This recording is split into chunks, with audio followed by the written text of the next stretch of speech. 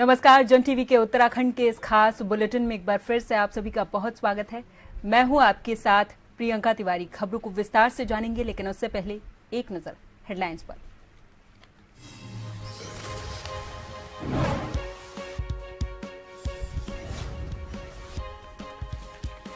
मुख्यमंत्री पुष्कर सिंह धामी ने बारिश से तबाही पर की समीक्षा। राज्य आपातकालीन परिचालन केंद्र में अधिकारियों के साथ की चर्चा। बचाव और राहत कार्यों के निर्देश। पीएम मोदी ने की मन की बात, बोले इमरजेंसी में लोगों को किया प्रताड़ित। देहरादून में सीएम धामी ने सुने कार्यक्रम।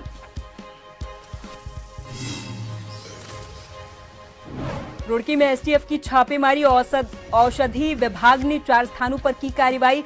भारी मात्रा में दवाइयां और कच्चा माल बरामद। बिना लाइसेंस हो रहा था दवा बनाने का काम। रामनगर में होटल कर्मचारी की हत्या। सिर पर कई वार, बगल में ही बेफिक्री से सोता रहा आरोपी। दोनों के बीच हुआ था विवाद। पुलिस ने आरोपी को किया गिरफ्तार। और उत्तराखंड में भारी बारिश के चलते 24 घंटे के लिए रोकी गई 4 धाम यात्रा। यात्रियों की सुरक्षा के मद्देनजर लिया निर्णय। राहत और बचाव दलों को किया गया सक्रिय।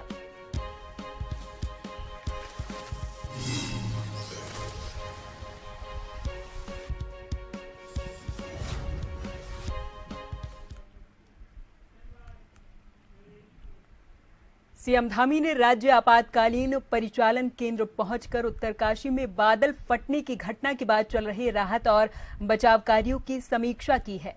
दरअसल जानकारी दे दें कि उत्तराखंड में बारिश से हुई तबाही के बाद मुख्यमंत्री धामी खुद मोर्चे पर उतरे हुए हैं। सीएम सचिवालय स्थित राज्य आपातकालीन परिचालन केंद्र पहुंचे और उत्तरकाशी, रुद्रप्रयाग, चमोली सहित अन्य जिलों के अधिकारियों से बारिश से हुए नुकसान के बारे में जानकारी ली है। साथ ही उन्होंने अधिकारियों को बचाव और राहत कार्यों को लेकर दिशा निर्देश भी दिए हैं।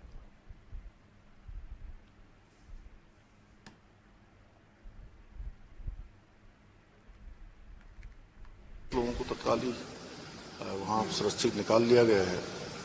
2 लोगों की वहां पर बॉडी भी रिकवर हुई है। बचाव के काम चल रहे हैं। एनडीआरएफ, एसडीआरएफ और आपदा प्रबंधन विभाग के लोग, स्थानीय प्रशासन के लोग सब मिलकर लगातार बचाव के कार्य में वहां लगे हुए हैं। सभी जिलाधिकारियों को अलर्ट मोड में रहने के लिए कह दिया है। उसकी एक समीक्षा आज हम लोगों ने यहाँ से करी है, क्योंकि अगले 2 महीने लगातार अलर्ट में रहने के लिए कहा गया है। यहाँ पर आवश्यकता अनुसार जो भी काम करने की आवश्यकता करें। खराब मौसम को देखते हुए 24 घंटे के लिए अगले 4 धाम यात्रा को रोक दिया है। और जैसे ही मौसम ठीक होगा, जो यात्री आए हैं, श्रद्धालु आए हैं, उनको बाहर निकाला जाएगा। सभी की सुरक्षा हमारे लिए सर्वोच्च प्राथमिकता है। उसको ध्यान में रखकर हम काम कर रहे हैं। और जो यात्री अभी रुके हुए हैं या खराब मौसम के कारण से अभी गंतव्य की ओर प्रस्थान नहीं कर पा रहे, उनके लिए भोजन इत्यादि की व्यवस्था, रहने की व्यवस्था और अन्य जिनको छोटे बच्चे हैं उनके लिए दूध, दवाई इत्यादि की सभी व्यवस्थाएं करने के लिए कहा है। रायपुर में मुख्यमंत्री विष्णुदेव साय ने पीएम मोदी के मन की बात कार्यक्रम को सुना। वहीं मुख्यमंत्री पुष्कर सिंह धामी ने भी देहरादून में प्रधानमंत्री मोदी के मन की बात कार्यक्रम को सुना है। वहीं गुरुग्राम में केंद्रीय मंत्री जेपी नड्डा ने गुरुग्राम में मुख्यमंत्री नायब सिंह सैनी के साथ पीएम मोदी के मन की बात कार्यक्रम को सुना है।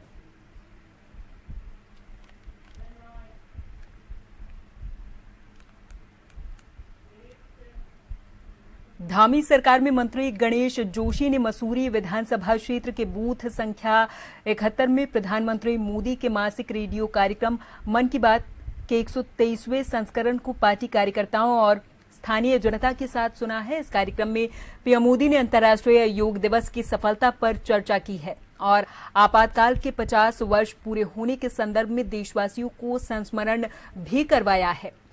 उन्होंने भारत के ट्रकोमा मुक्त होने की उपलब्धि, पर्यावरण संरक्षण, धार्मिक यात्राएं, वोडोलैंड में आयोजित फुटबॉल टूर्नामेंट और मिशन फॉर मिलियन ट्रीज जैसे अभियान का उल्लेख करके देश के सकारात्मक विकास की झलक प्रस्तुत की है। इस अवसर पर कैबिनेट मंत्री जोशी ने कहा कि मन की बात कार्यक्रम पीएम मोदी का देशवासियों से आत्मीय संवाद है, जिसके माध्यम से वो समाज के विभिन्न क्षेत्रों में हो रहे उल्लेखनीय कार्यों को उजागर करते हैं।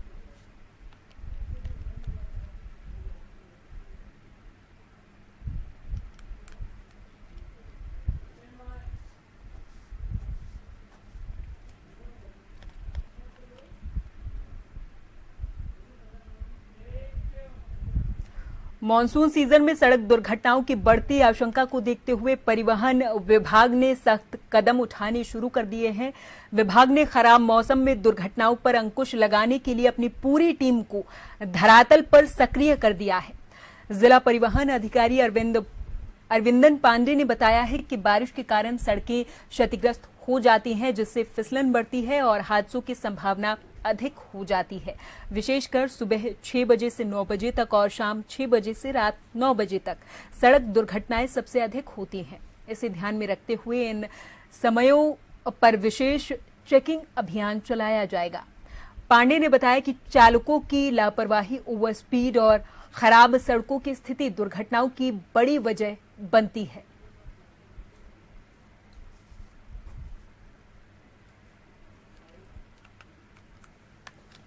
परिवहन विभाग सड़क हादसों को रोकने के लिए तत्पर है और हमने जो सड़क दुर्घटनाओं का आजकल आकलन किया है कि जैसा आप देख रहे हैं कि ये बरसात का सीजन है। बरसात के सीजन में सड़कें खराब हो जाती हैं, काफ़ी जगह मलबे आ जाते हैं या ऊपर से पहाड़ से भी पत्थर आने लगते हैं। तो इस तरह से मल्टी कारण हो जाते हैं, कह लीजिए कि सड़क दुर्घटनाओं के लिए। तो इसमें सावधानी बहुत ज़्यादा आवश्यक हो जाती है। तो आपके चैनल के माध्यम से हम ड्राइवर से और यात्रियों से सबसे अपील करेंगे कि आवश्यक दशा में ही वो यात्रा करें इस समय बरसात को देखते हुए। रुड़की की कोतवाली गंगनहर थाना क्षेत्र अंतर्गत रामनगर में गुप्त सूचना के आधार पर वरिष्ठ औषधि निरीक्षक अनीता भारती और औषधि निरीक्षक अमित आजाद ने एसटीएफ देहरादून की टीम के साथ मिलकर 4 जगहों पर छापेमार कार्रवाई की। छापेमारी के दौरान भारी मात्रा में संदिग्ध मिथ्या छाप दवाइयां और कच्चा माल बरामद हुआ है। टीम के द्वारा 300 किलो कच्चा माल और 16,200 टैबलेट्स बरामद हुए हैं। टीम के द्वारा मौके पर मिले 3 व्यक्तियों लोकेश गुलाटी, नरेश धीमान और मोहतरम अली से पूछताछ पुलिस ने की है। गहनता से जांच करने पर पता चला है कि ये तीनों लंबे समय से दवाई बनाने और बेचने का काम कर रहे हैं।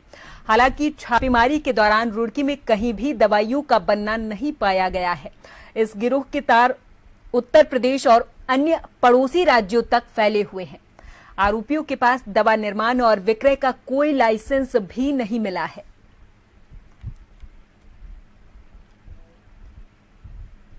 ये 3 लोग हैं जो मिलकर ये सारे काम कर रहे हैं। फिलहाल अभी ये लोग अपना लाइसेंस नहीं दिखा पाए हैं और हमारे द्वारा जितने भी इनके पास से दवाइयाँ मिली हैं उनके सैंपल मेरे द्वारा लिए गए हैं और वो जांच हेतु भेजे जाएंगे और जैसे इनकी रिपोर्ट आती है उनके ड्रग एंड कॉस्मेटिक एक्ट के अंतर्गत उनके खिलाफ जो है वाद दायर किया जाएगा। दवाइयों की कॉस्टिंग करीब 4-5 लाख की दवाइयाँ होंगी। रॉ मटेरियल भी है, दवाइयाँ कम है, हालांकि रॉ मटेरियल बहुत ज्यादा है और ये कहाँ बना रहा है और कैसे बना रहा है उसकी अभी इसमें जो है इन्वेस्टिगेशन।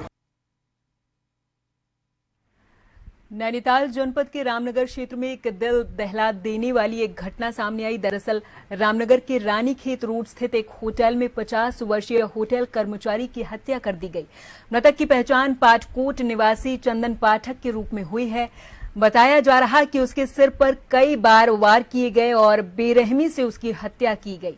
घटना की जानकारी मिलते ही रामनगर कोतवाली पुलिस मौके पर पहुंच गई थी और जांच शुरू कर दी है। इस हत्याकांड का सबसे चौंकाने वाला पहलू ये रहा कि मृतक के शव के ठीक पास में आरोपी युवक बेफिक्री से लेटा हुआ मिला है। पुलिस ने आरोपी को तत्काल हिरासत में लिया। प्रारंभिक जांच में सामने आया कि किसी बात को लेकर आरोपी का होटल कर्मचारी चंदन पाठक से विवाद हुआ था। गुस्से में आकर आरोपी ने पहले उसका सिर कई बार जमीन पर पटका और फिर किसी भारी वस्तु से वार करके उसकी जान ले ली।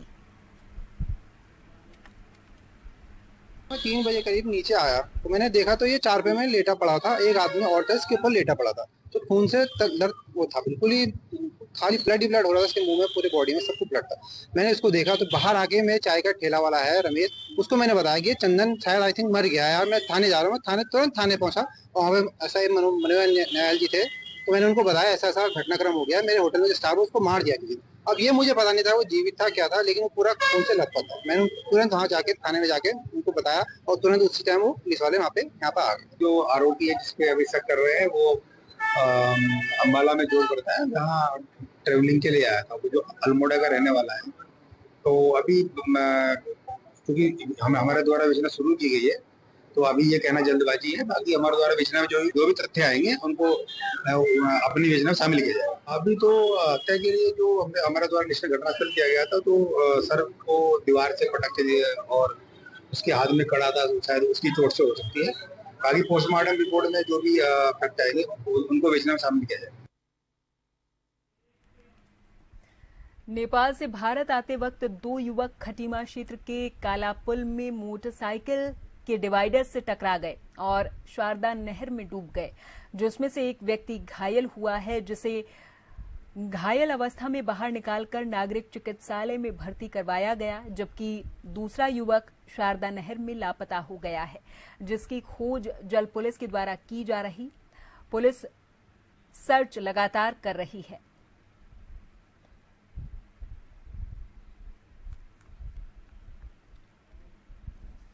मेरा भाई सत्तार और उसके साथ लड़का जो कल से डूबा हुआ, इसका पता भी था फरियाद नाम का, तो दोनों के बाबा थान काम करने गए थे। वापसी में आते समय अल्लाह जाने क्या हुआ, कैसे इनकी बाइक वहाँ उससे टकरा के ये पुल की बाउंड्री से टकराई, दोनों लोग नदी में गिरे।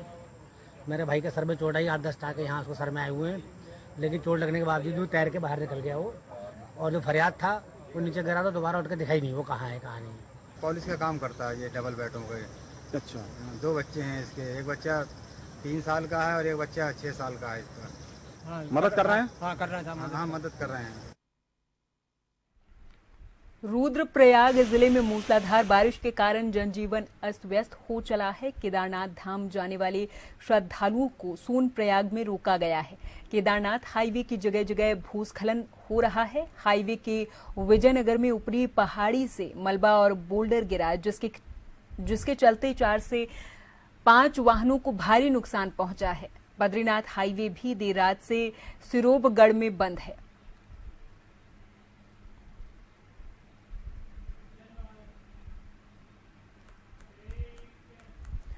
मानसून की बरसात होने के चलते अब पहाड़ों का जनजीवन काफी अस्त व्यस्त हो चला है। बताते चले कि देर शाम से जोशीमठ के आसपास सभी ग्रामीण इलाकों में जोरदार बारिश हो रही, जिस कारण लोग अब अपने घरों में कैद होने के लिए मजबूर हो चले हैं। वहीं एक और लगातार मानसून की बरसात होने से कई ग्रामीण इलाकों में ठंड ने भी दस्तक देना शुरू कर दिया है। बड़ी बात तो ये है कि जिस तरीके से लगातार पहाड़ों में जोरदार बारिश हो रही, नदी नाले सारे उफान पर पहुंच चुके हैं। ऐसे में अब पहाड़ों में लैंडस्लाइड जैसी घटनाएं होने का डर लोगों में सता रहा। वहीं मौसम विभाग की जानकारी भी पहाड़ों में सटीक साबित हो रही। बद्रीनाथ धाम की बात करें तो धाम में भी लगातार जोरदार इस समय बारिश हो रही, जिसकी वजह से श्रद्धालु बेहद परेशान हैं।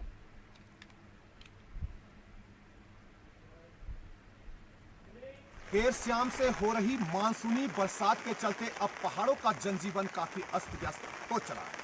आपको बता दें कि लगातार हो रही बरसात के चलते अब कई ग्रामीण इलाकों में ठंड ने भी दस्तक देना शुरू कर दिया।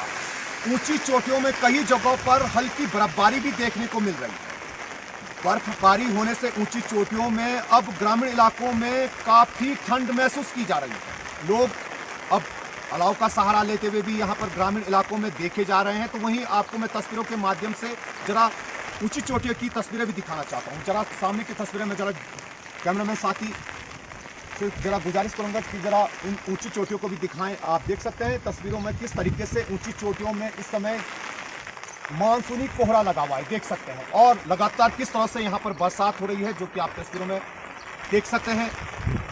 कैमरामैन साथी आदित्य भंडारी के साथ नवीन सिंह जोशी। और यहाँ पर वक्त है एक छोटे से ब्रेक का। फौरन हाजिर होंगे कुछ और खबरों के साथ।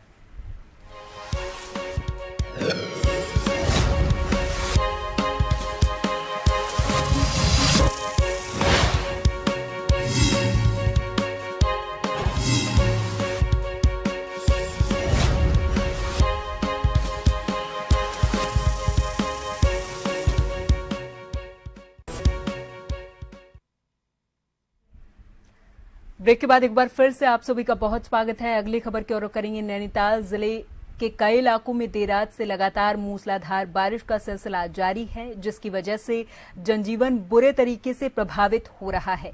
भारी बारिश के चलते कई बरसाती नाले उफान पर आ चुके हैं। रामनगर क्षेत्र की बात करें तो यहां पर भंडारपानी पाटकोट मोटर रास्ते पर स्थित टीढ़ा तिलमट मंदिर के पास एक बरसाती नाला पूरे तरीके से उफान पर आ चुका। इस नाले पर पुल या कोई स्थायी मार्ग नहीं होने की वजह से राहगीरों और स्थानीय लोगों को भारी परेशानियों का सामना करना पड़ रहा। खासतौर पर दोपहिया वाहन चालक जान को जोखिम में डालते हुए तेज बहाव वाले नाले को पार करने पर मजबूर हैं।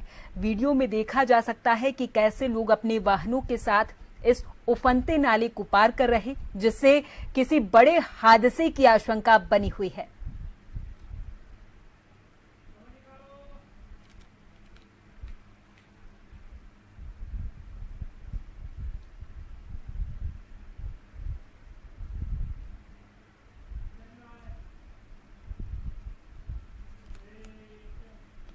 प्रदेश में हो रही लगातार भारी वर्षा और भूस्खलन की आशंकाओं को देखते हुए यात्रियों की सुरक्षा को सर्वोपरि मानते हुए चारधाम यात्रा को एक दिन के लिए स्थगित किया गया है। गढ़वाल आयुक्त विनय शंकर पांडे ने जानकारी दी और बताया कि वर्तमान मौसम परिस्थितियों को ध्यान में रखते हुए ये निर्णय लिया गया है। उन्होंने कहा कि यात्रियों की जानमाल की सुरक्षा के मद्देनजर ये एहतियाती कदम उठाए गए ताकि रास्तों पर फंसे हुए श्रद्धालुओं को किसी प्रकार की असुविधा न हो और उन्हें सुरक्षित स्थानों तक पहुंचाया जा सके।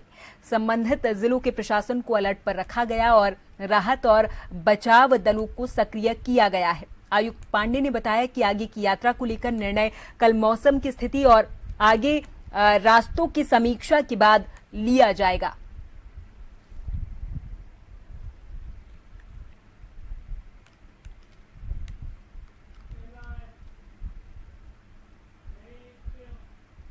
कोलकाता उत्तराखंड के बागेश्वर जिले में शुक्रवार और शनिवार के बीच पूरी रात बारिश हुई है। बारिश से हुए भूस्खलन के बाद रास्तों पर आवाजाही बंद हो गई। इसके अलावा सरयू और गोमती नदियों में बाढ़ आ गई है। देखिए रिपोर्ट।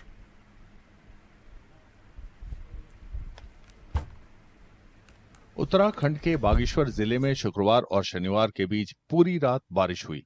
बारिश से हुए भूस्खलन के बाद रास्तों पर आवाजाही बंद हो गई। इसके अलावा सरयू और गोमती नदियों में बाढ़ आ गई।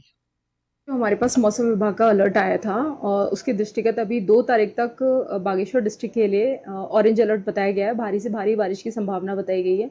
और मैं अगर विगत 24 घंटों का आपको डाटा बताऊं तो जनपद में लगभग 177 mm बारिश हुई है, जिसमें 118 mm बारिश कपकोट में दर्ज हुई है। और जिसके दृष्टिगत बारिश के दृष्टिगत हमारी अभी तक लगभग 35+ मोटर मार्ग भी बंद है। NH भी हमारा कहीं कहीं पे स्लिप आने से बाधित था। अभी भराड़ी के पास भी भारी मात्रा में मलबा आ गया, वहां पे भी हमारी रोड बंद है।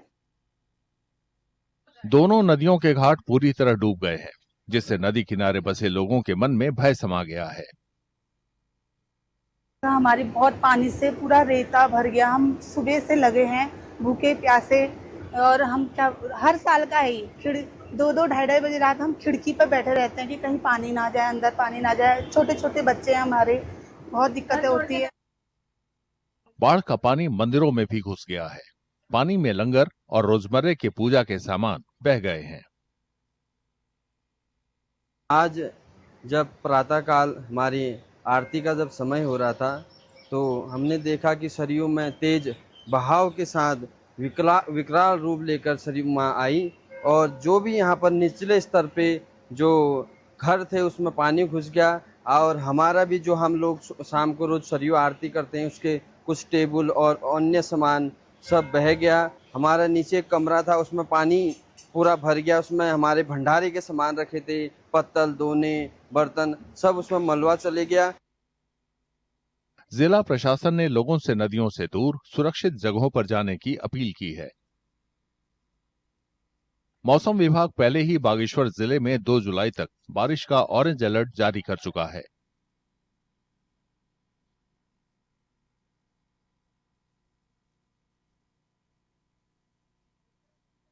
इस वक्त अपने मनोरम मौसम और कुदरती खूबसूरती की वजह से पर्यटकों से गुलजार है। लेक सिटी में मानसून के इस मैजिक का एहसास करने के लिए लोग खिंचे चले आ रहे हैं। देखिए रिपोर्ट।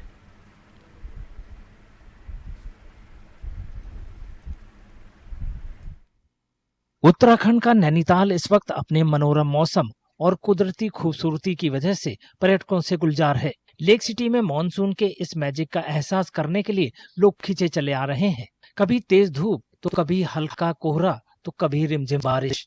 इस बदलते मौसम ने नैनीताल की वादियों को और खूबसूरत बना दिया है।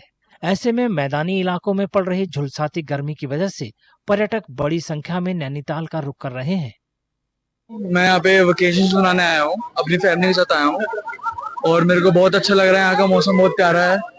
कभी बादल नीचे आ जाते हैं, कभी धूप आ जाती है, लेकिन हाँ थोड़ा ठंडा मौसम है, अच्छा मौसम है। जून के महीने में आप लोग आ सकते हैं अगर आप चाहें तो। एंजॉय कर रहे हैं बहुत ज्यादा। मौसम यहाँ बहुत प्यारा है और घबराने की कोई बात नहीं है। सिक्योरिटीज हैं, फैसिलिटीज है और कभी बादल आ रहे हैं, हल्की सी ड्रिजलिंग हो रही है।